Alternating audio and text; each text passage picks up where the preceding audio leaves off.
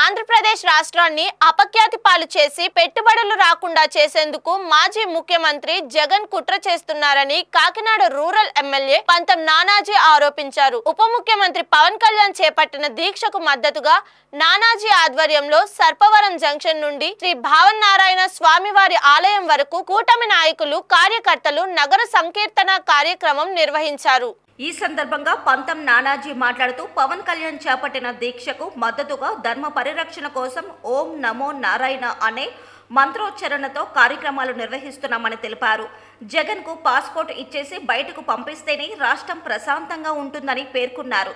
Sarpavaram junction వద్ద వెంచేసి ఉన్న శ్రీ వెంకటేశ్వర స్వామి ఆలయంలో పూజలు నిర్వహించిన మహిళలు కోలాటం నమో నారాయణ మంత్ర పఠనంతో పాదయాత్రగా తరలి వెళ్లారు.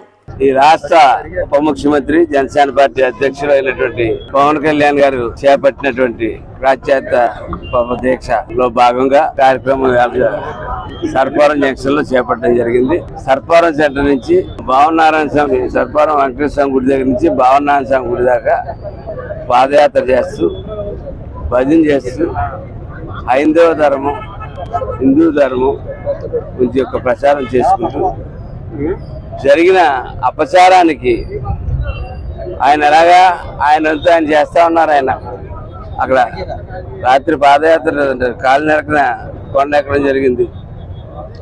11 రోజులు దీక్ష చేశారు పవన్ కళ్యాణ్ గారు. రాష్ట్రం మొత్తం కూడా మొన్నటి నుంచి ఒక రోజు దీపాలు వెలిగించుకున్నాం, ఒక రోజు సద్భావనులందరినీ గౌరవించుకుని నారాయణ మంత్రం జపించుకున్నాం. ఈవేళ నగర కీర్తన చేస్తా ఉన్నాం.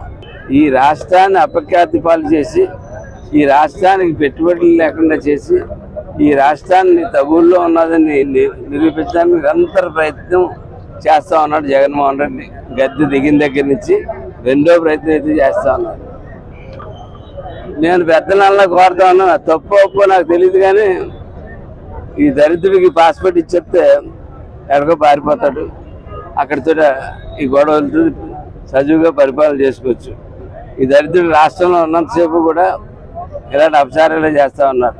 ఒక జంతువు యొక్క కొవ్వు ఇన్నాళ్ళు ప్రసాదం రూపంలో మనం తీసుకున్నాం అంటే ఎంత మనోభావాలు, ఎంత అందరి మనోభావాలు ఎంత దెబ్బతిన్నాయన్నది మీరు ఆలోచించుకోవాల్సిందిగా చెప్తా ఉన్నాను.